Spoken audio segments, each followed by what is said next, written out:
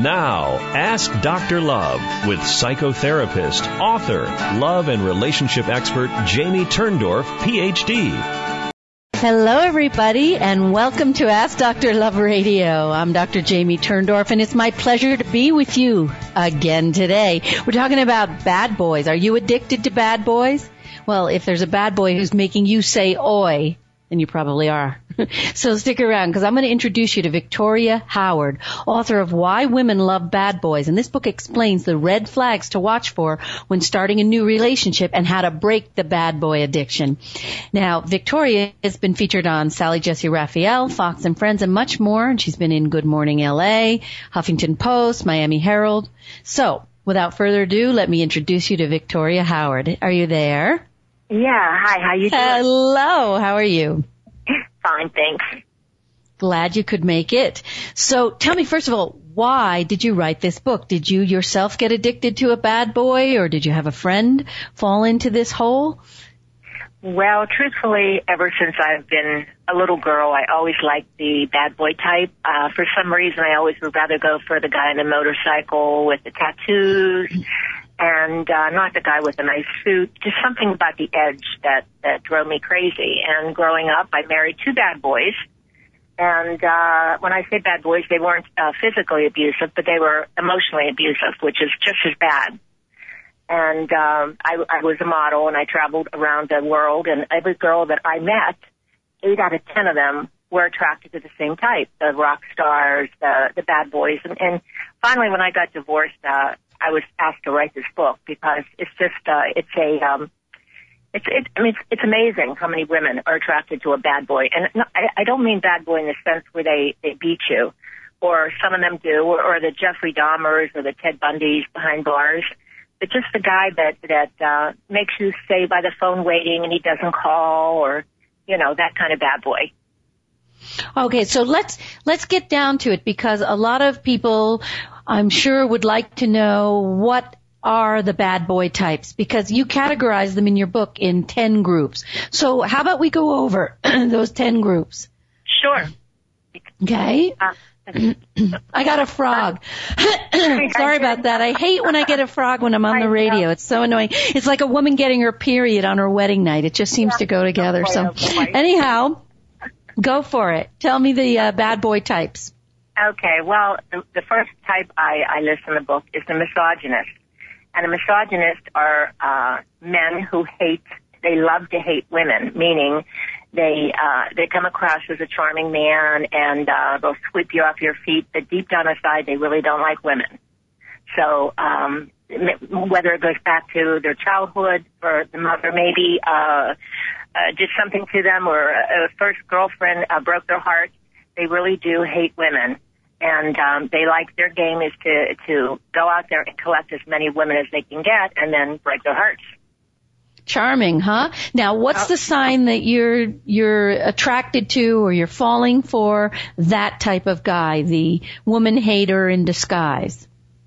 Well, like I said, he's mostly, it doesn't have to be extremely good looking like Brad Pitt, but he has that I don't care attitude.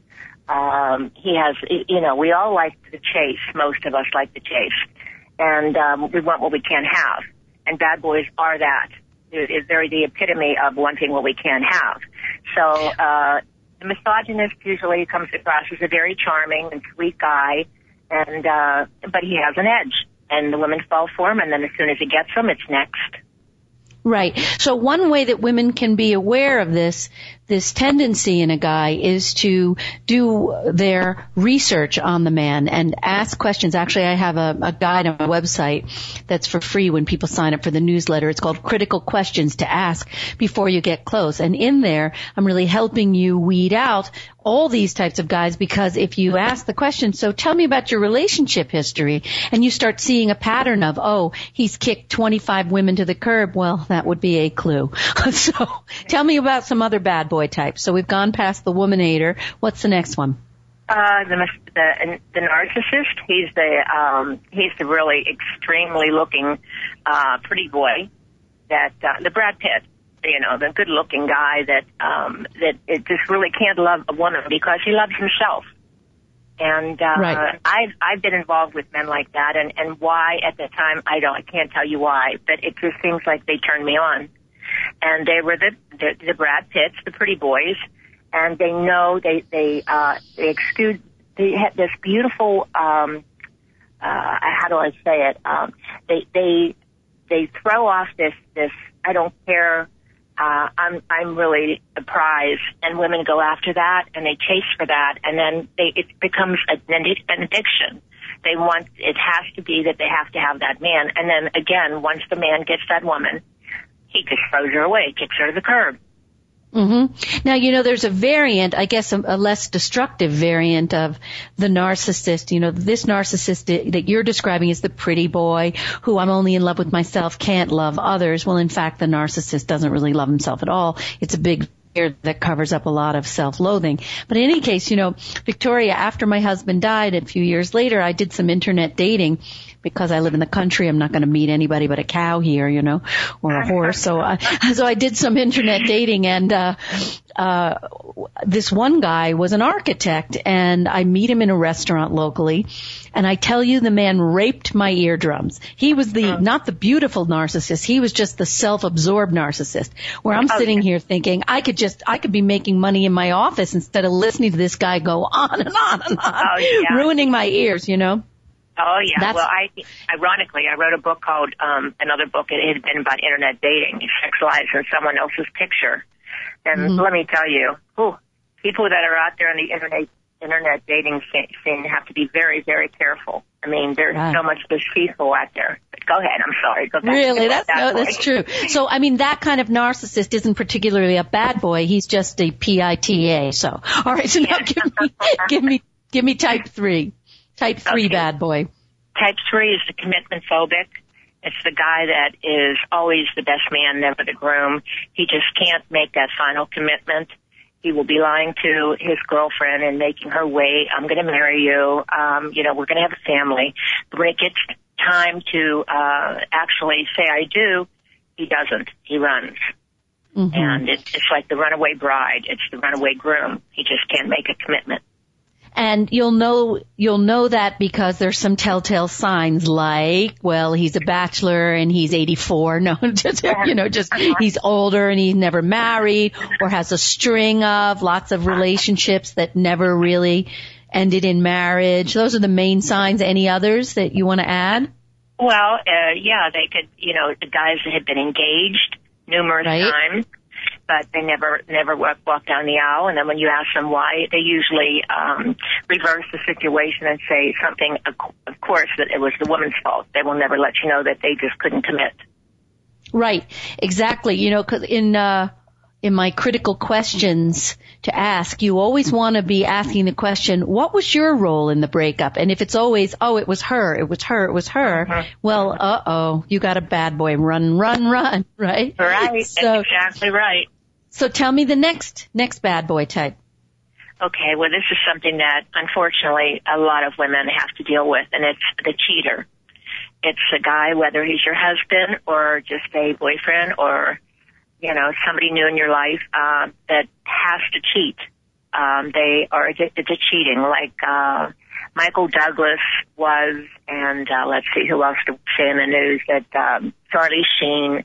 These are men that say that they have a sickness, that they have to have sex, and they can't stay with one woman. But that's just the sex addicts. Bull. Yeah, the sex addicts, right? That's right, and they will cheat on you. I hate to say this, but once a cheater, always a cheater. I have found that out. I mean, many, many times I coach men and women here in Florida. And they say, oh, no, I'm never going to cheat on her again or him again. And it's a matter of time. It's just in their blood. Now, we have to make a distinction here between the people who are professional cheaters because they are either sex addicts or they have other unresolved emotional issues from childhood versus the cheating that affects a relationship, and the cheating is not a symptom of the guy or the woman being an addict, a cheating addict, but simply it's a symptom of something that's not working in the relationship. And I've had a lot of people like that where the relationship gets ruptured by cheating, but then we work on the relationship and the cheating goes away. So you have to be really, really careful to, not paint with too broad strokes, because obviously you want to protect yourself against a serial cheater, but we have to also understand sometimes cheating is a symptom of something wrong in a relationship. We fix it and the cheating just stops. So, cheaters, what's a sign that you are dating a bad boy who's a serial cheater? Well, in personal experience, I was dating a guy years ago that was a cheater, and he was a very good one at that. He covered his, all his ends. He was perfectly smooth and a good liar. So they're also liars. And he had told me that he wasn't married. Well, I find out he was married, and he had never got divorced, and he had another family. And how I found out was it took probably about a month, I would say, because he lived in a different state. And number one way I found out truthfully was he would never give me his phone number. He would call me. He would never, he had to cheat on his wife, and I found out there was 2 other women besides myself in different states. He had 4 women, yeah. Wow, that really, really hurts, man. There was a famous case of a train conductor who had 2 separate lives on one end and the opposite end of the train line. And when he died, his 2 wives and the families appeared at his gravesite, never having known that he had a whole nother life, Oh, it's sad. It really is sad for the family and the wife, yeah. Yeah, it was so awful. Now, have you reflected on why you made a comment earlier about, I just have been drawn to men who don't treat me right, they're cheaters, they're bad boys. Did you reflect on why you were doing it and what was causing you to be drawn to these kinds of guys? Well, truthfully, after I got divorced from my second husband 15 years ago, he was a lot older than I was, and I was just his trophy. I was the trophy wife, and I was in the Mrs. America pageant. And when I lost, he wanted a divorce because I wasn't pretty enough. And this really affected me, obviously. I was so weak that when I left him and I moved to Florida, I met somebody else, and I started dating him, and it was the same pattern, the control, the jealousy. So I went to a psychoanalyst in New York that's quite famous. His name is Dr. Levinson. And I asked him, I said, what's wrong with me? And I talked to him. I said, I don't want to keep doing this. I don't want to have this. He goes, well, you're attracted. You can't like a nice guy. And I said, well, what is the problem? I thought it was because I had, my parents divorced when I was 4 years old. And my dad was a big musician, very good looking, and he was a player. And he cheated on my mother all the time. And my mother, she would cry or whatever. So when they got divorced, I thought it was, I always looked at the daddy syndrome, the older man, which is what I was attracted to. But Fred told me, Dr. Levinson told me it was quite the opposite, which was very, very mind-blowing to me. He said it was because of my mother. And I got very defensive. I said, my mother was the best mother in the world. She loved me. He said, and this really is something. He said she would be sitting home holding the baby, which was me, and rocking the baby and loving the baby. But as she's loving me, she's crying and she's nervous and she's full of anxiety because her husband's out cheating. So the baby, who was me, grew up to know that as familiar than anxiety in men. I couldn't take a nice calm man. A nice calm man I would just feel like I was being choked, and I would run. Right, because it was sort of like your mother gave you, I call it a psychological allergy. You literally got afflicted with her emotional allergy, and there she was crying and sneezing, and you picked it up. That's the way closeness is supposed to feel, miserable and unsafe. Yeah, I get it. Let me take a brief break, and listen, before I take a break, fire any liars. No, that's just any liars in your life, fire your liars. I'm going to be back in a moment on Ask Dr. Love Radio. Again, and welcome back to Ask Dr. Love Radio. I'm Dr. Jamie Turndorf, and it's my pleasure to be with you today talking about bad boys with my guest author, Victoria Howard. Victoria, this is my segment that I call Dr. Love's Quickie, so I guess you can imagine what the reason is. It's a very short segment, 6 minutes. So I wanted to just ask you, because before we took the break, this was sort of stuck in my mind. You talked about going to a psychoanalyst and understanding why you kept choosing bad boys. So did the explanation of the analyst help set you free? As much as it could. And what I mean by that is I know now I still am attracted. I can see myself because it's, humans are creatures of habit. And we usually have the same pattern. And I'm breaking away from the pattern. When I meet a nice guy, I feel like I'm being choked. I push myself past that. And I get to know who they are. And I haven't found the right guy yet. I have to say that. But I am looking, and I'm much better than I was. I don't go for the abusive men anymore. So he did help me, yes. Oh, that's a wonderful thing. A lot of people say, Sigmund Freud was the classic analyst. Everything was interpretation and explaining the links to your childhood, and he was unable to help people heal, because it turns out that interpretation alone doesn't heal us. We can understand it. So many people come to my office for therapy or on the phone or whatever, Skype, and they could write a dissertation on their pathology, they have all the interpretations, and they're still screwed up and stuck. So it turns out we need to have a different emotional experience to heal, So what you're describing is really almost forcing yourself to go against the natural programming, which is closeness feels painful and anxiety riddled. And so you go past it to just pushing yourself out of the comfort zone and being with a guy who isn't necessarily so stressful and anxiety provoking. He's just a nice, boring guy. And you're right.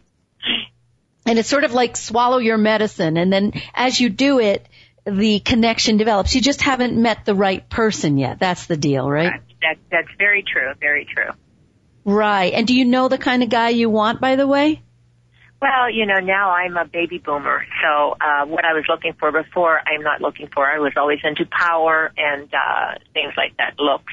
Now I'm looking for a family man that enjoys the simple things and that respects women, and someone to grow old with. So, yes, if he's out there, hopefully I'll find him. If not, I sure did have fun trying. Oh, yeah. So I'm going to put out the good word, because Dr. Love is kind of hooked up here, in the love department. So I'm going to put out the energetic good word for you. And, I did something some years ago. It sounds crazy, but, energy is so mysterious. We don't fully even understand all about energy and the sending and the receiving of energetic signals. But some years ago, I invented a game called Love Quest, the game of finding Mr. Right. And in it, women could date the different types of men, and I actually had all the different bad boys. I didn't call them bad boys, but all the different dysfunctional types, and they could role play and not only date the dysfunctional guys, but also date, the guys who were the quote-unquote nice guys, and practice dating and find out who's right for them. And this one woman who was playing the game with me said, this is just not going to work for me. I just keep having bad boys one after another. She plays the game and she finds this guy who's right for her. And I said to her, now, make a written dossier of your ideal guy, the one you dated in this game. Post it on your bathroom mirror, on your refrigerator, and just literally flesh this guy out. His looks, his personality, his traits, his interests, do all that. And she wrote me a month later and she said, I met the guy. So I don't know whether the affirmation actually drew him to her or whether she recognized the guy because she had fully fleshed him out, but she lived happily ever after. So have you ever considered doing that for you? Literally writing out everything that you're looking for. Make that guy real and post him. That's a good idea, and I'll try doing that. It's just I'm so busy with other people that I coach here and helping them with their relationships that I don't have time for myself. I know, but I want you to find love. And on my site, I have a free guide. It's called Dr. Love's Create-A-Mate. You can just actually print it out, download it, and do it. It guides you on how to create it, because I have a strong feeling this is going to be your year. I really do. Well, thank you very much. I really do. But I'll let you know. I want to hear. So let me give you a couple of tweets in my quickie. That's one of the things I do during the quickie segment is I give the tweets, and it sort of drives home the point of the show. So Here's the first one, okay? Try being coy when you're hit on by a bad boy. Okay? He may be cute, but is he a brute? And if a guy continually breaks your heart, you're better off apart. Very good. And if he makes you sing the blues, he's the guy you want to lose. Amen. if loving him requires heavy lifting, your attentions need to start shifting. And don't let a man steal your emotional shirt. Remember, love ain't supposed to hurt. And choosing a nice guy is easy as pie. And if a guy makes you feel used, you're being abused. And here's my last one for you on this topic. You need to set the bar higher if a liar sets your panties on fire. Oh boy, that's a good one. Very true. Every woman has to take heed. Listen to these now. Very, very good. I tell you what, me and those panties, just put them under the AC and set the bar higher, because there's a heck of a lot more than panties on fire, right? There you go. Right, but the thing is that when you make a real heart and soul and a mind and a body connection that is truly healthy and affirming, the passion comes. And so do you. Beauty has to come within, and that's something that I never did, and a lot of people, men and women, don't. It's still a very physical world.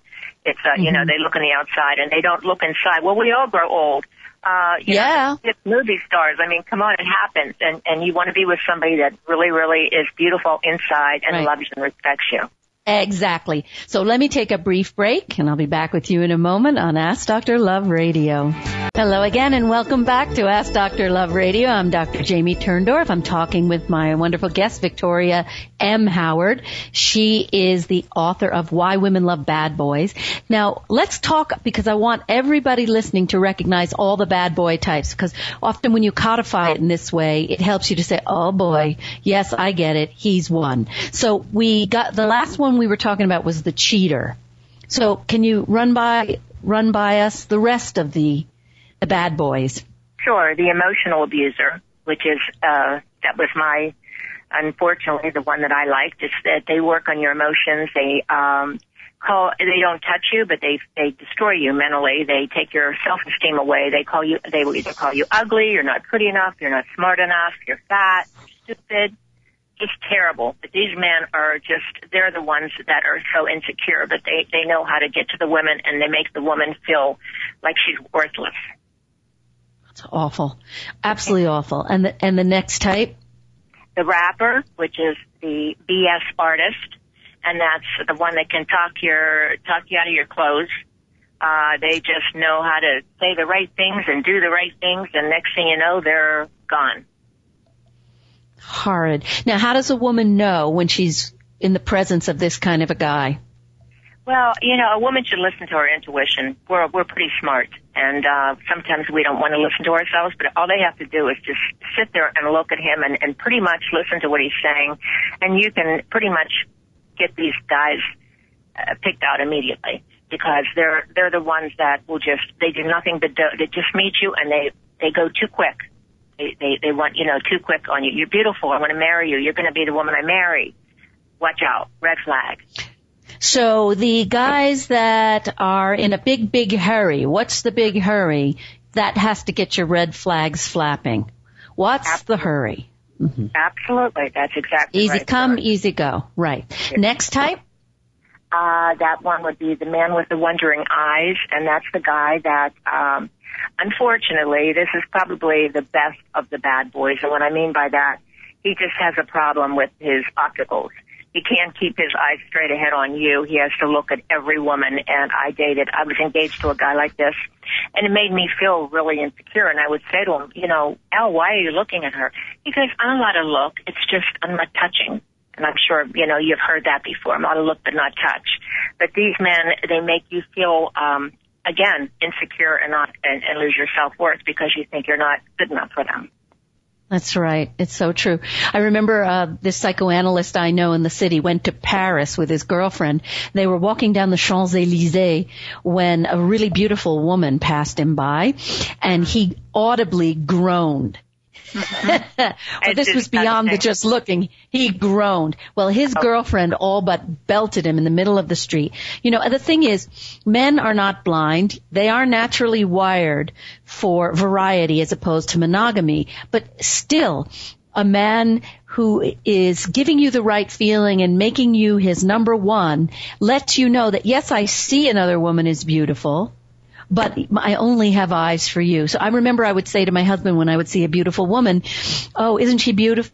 Yeah. And he would say, yeah, like, so what? It's like admiring a painting. It doesn't matter. And you know the difference when somebody is seeing someone, but he only has eyes for you versus his eyes are wandering and they are being used as weapons to really hurt your feelings. Give me some other type. Okay. Oh, did you want to say something? No, that's fine. The married man is the cheating man. That's the cheater, but it's the married man. It's the man that is actually married that meets you, whether it's online. Mostly I found this situation online. Says he's not married, and like you said, he has another wife, another family. He doesn't want to leave his wife because of the money or because of the children. And a lot of times the women, they become so involved and they're so deep that they don't want to get out, that they fall in love with this man, and he has the best of both worlds. It's awful. It's so painful. And next type? The sexual abuser. That's a man that sexually abuses his woman. She feels like she's just an object. He can have her whenever he wants to, whether they're married or not. Usually it's a marriage. And he comes in and she's just there whenever he wants her. And that's very sad because they feel completely worthless. They feel like that's the only thing they're good for is the sex. Usually these men are out having sex with somebody else while they're having sex with their wives. Now, also, I've heard a lot of cases where there are women who fall into the error of giving sex up to men like this, thinking that they will be able to win them away from a girlfriend, a fiancé, or a wife, and in the process just destroying their self-esteem even more because they are just allowing themselves to be used as an object. Very much so. That's usually what happens, and that's what they are. Yeah. They're just objects. Right. So now, have we exhausted all the bad boy types, or there's still more? The one we have is the bad boy behind bars, and this is the one that just blew me away when I was interviewing these women. These are the women that are, I'm not saying they're stupid. Well, they're stupid, but they're not unintelligent. They're very intelligent women, many of them.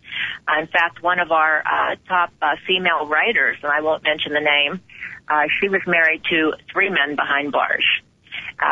Convicts, and it's just amazing because they fall in love with the Ted Bundys. Somebody married Ted Bundy and had a child while he was behind bars. I just seen it on TV last week. Oh gosh, what is his name? The one that killed Sharon Tate, that crazy one. Oh man, I can't give you the name, but he's the one he had a woman. Too. Yeah, they're getting married. She's 20-some, and they're getting married while he's in jail. These are women that they either think, and a lot of these women I interviewed, they would write to these men behind bars because they have internet dating sites, prison, men behind prison, women behind prison, and what they do is they write to these people, and they either think A, they can change them, which you cannot. B, these manipulating con men. This is their only means to the outside world. So they tell these women whatever they want to do, and these are usually very needy and lonely women. And they tell them, and then they hook them. They send them money. They go and they see them. They marry them. And the women say, oh, he never did it. Like the guy that married Lacey Peterson, Scott Peterson. Every day he gets piles of letters from women asking to marry him and saying they know he's innocent. And it's just, I don't understand these women. I really don't. I mean, he kills his wife, he kills his baby, and these beautiful women, some are Playboy models, and they send them letters, oh, I want to marry you, I know you're innocent. It's just amazing. It's beyond belief. So what's your take on why women fall for bad boys, men who abuse them emotionally, physically? why? What's your understanding of it? Well, a lot of it, like I said, it goes back to a lot of when they're little, whether it's they see their father abusing their mother sexually or emotionally or physically. It's a pattern. They grow up with this, thinking that this isn't the norm, and once they start it, they continue. I've had stories where women have been murdered by the men because they wouldn't leave them. And it's just, it's really sad. So there's a fine line between a bad boy and a crazy bad boy.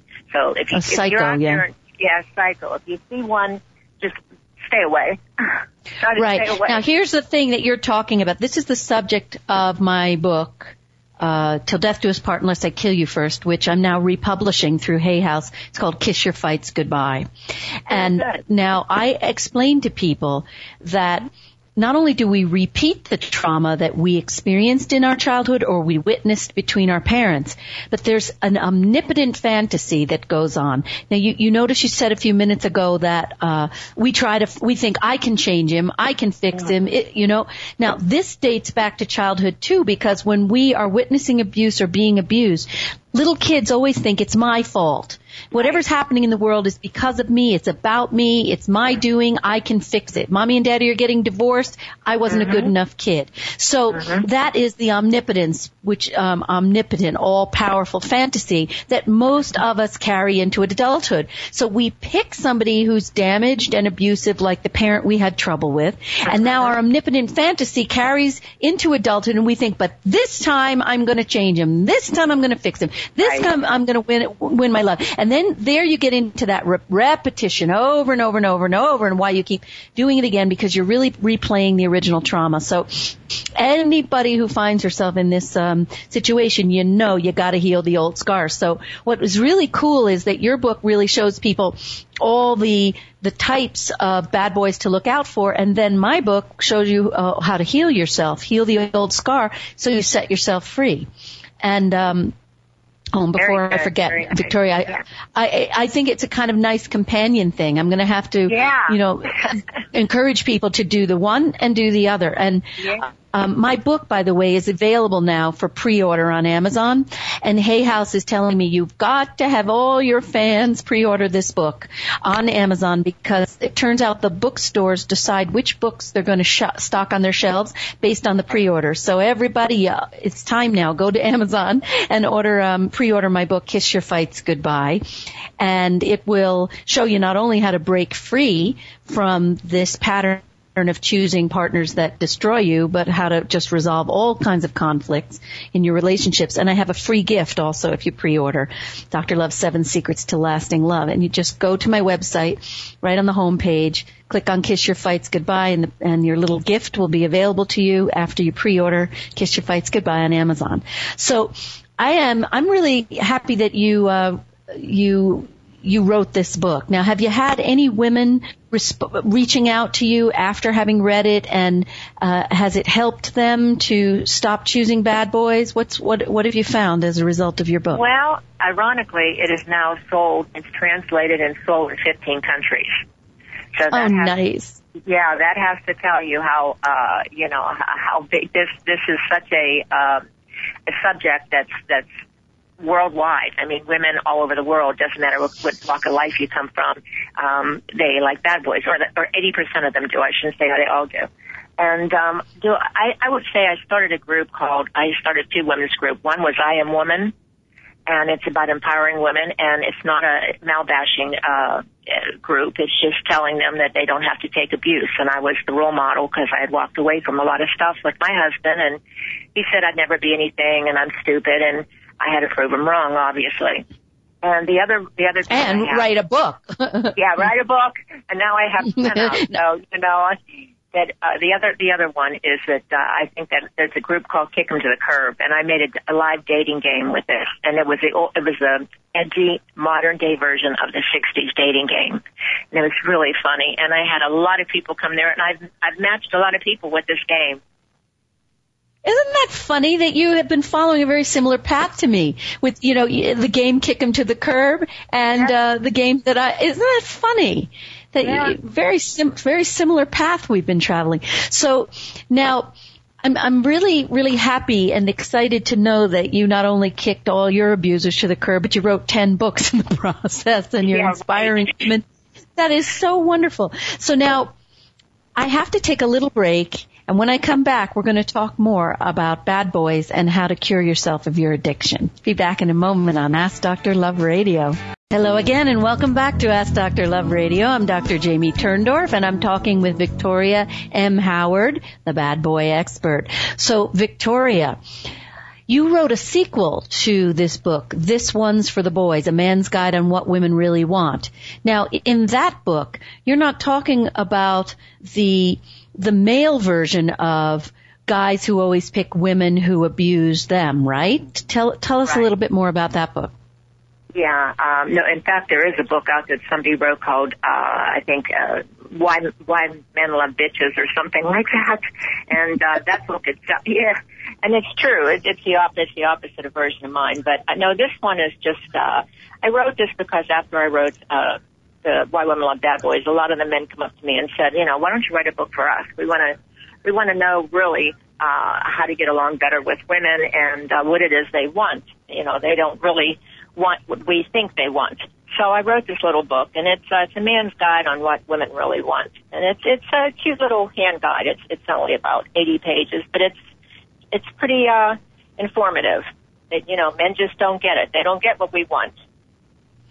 I know I saw a stand-up comic say once, I wish women would have a teleprompter on their foreheads that would tell me at every moment what they want. What am I supposed to do? I don't understand what she's saying. Because so often women fall into that mistake of expecting guys to guess, which of course dates back to childhood when mommy is supposed to love me and guess and read my mind. And if you didn't have a mommy who was attuned, then you come to adulthood thinking, well, now you're going to be my mommy and you're going to guess. Right? Very true. Yeah, that's right. No, it's obvious. A lot of things, it doesn't take a scientist to figure this out. I mean, we want respect. The number one thing I think that we want from men is respect. We want to, I don't know if they will ever treat us as equal, even though we are. But, we've come a long way. Women have come a long way. And there's presidents of countries now that are women. And they're just, and they're graduating college, and they're getting paid as much as almost as much as men. So I'm very proud and very pleased that the females are making their way in society. But men, one of the things that guys don't realize that a woman really, really does need to feel first in his mind and his heart. That doesn't mean that you sit at home and stare at her and give up your life. It's more about an emotional communication, giving the right feeling. That you are first. Your happiness is my number one priority. And of course, if a woman gives a guy the same feeling and they're both doing the same, then they have quite a happy relationship. Right, which is very few probably today, unfortunately, because one always wants to give and take. I know. My marriage was so remarkable. I was married for almost 30 years, and there was never that scorekeeping of, well, I gave you this and you didn't give me that. There was this basic adoration that it was just whatever you want, whatever will make you happy is my life. But because he was doing the same back, we were both so blissfully happy with each other. And this is really an ideal, I think, that all of us need to follow. You put the other first, really live the love by giving. Love is really a 4-letter word that's spelled G-I-V-E, give. Exactly. And when a man really does that and makes her feel first, which, Sigmund Freud said that it's not natural for a man to do this because men are more naturally independent. Mm-hmm. And so they don't naturally want to subjugate their ego to that of the woman. But if a man does so and says, you know what, you come first, I want you happy, he is happy too. Happy wife, happy life. Mm-hmm. Well, you just said the one word right there, ego, and that's the problem. Most men have that ego that, you're not a man if you don't make more money than your wife. You don't treat her below you. You don't. It's true. It's even today's society. I've seen that. A lot of men do not want to put their wife on the same plateau as they're on. It's the ego. It's the ego. But, you know, underneath it all, men who have the strongest and most healthy and intact egos are not threatened. They're not competitive. They have no objection to letting the wife feel that her happiness comes first. So it's really the guys who have to strut their stuff and present a falsely inflated ego actually have a very tiny ego.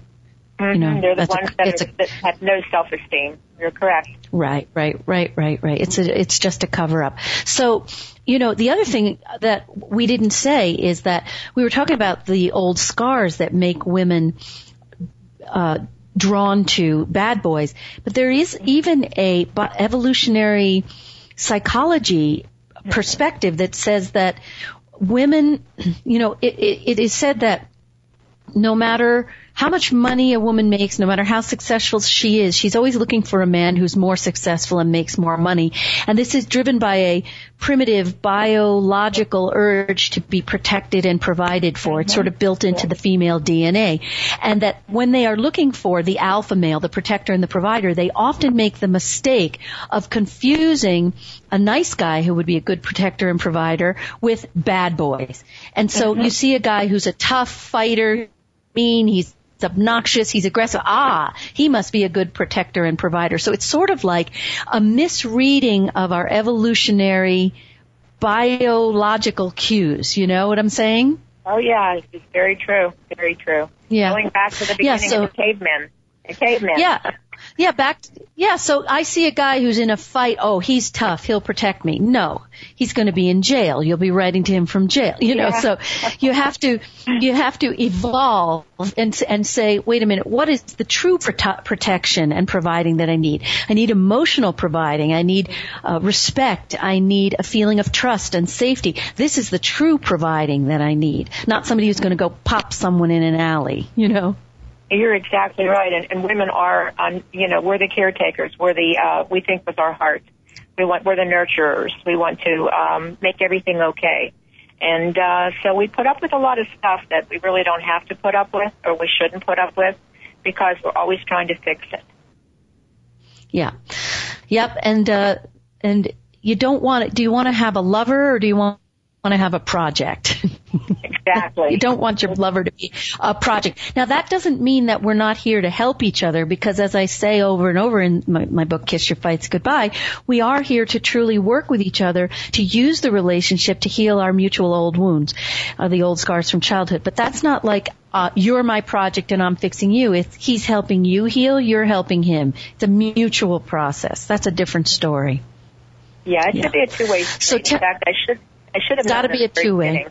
When I was married, I went to my husband. I found out he was bipolar after a year of being married to him, which won't get into that, but that's like, that's like it's cycles. So I went to his a psychiatrist with him, and I said, Doc, I'm just trying to, my marriage is 90-10. I was only married a year. I said, can he come just a little bit? And the doctor said, of course, it has to be 50-50. And my husband looked over and he said, I'm not budging for anybody. I should have that day. Charming. How? Yeah. Did you file papers that day? No, 10 years later. That's That was pretty quick. Well, it's we look for the good things. I tell you what.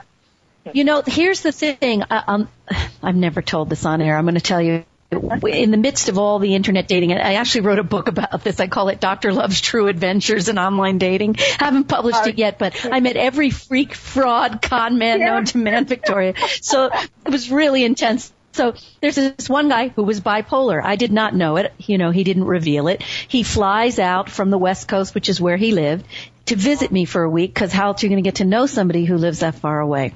So he made he didn't reveal his bipolar disease on the first visit. So now he comes on the second visit, and now I start to see, he's sleeping all the time, he's drugged, this and that.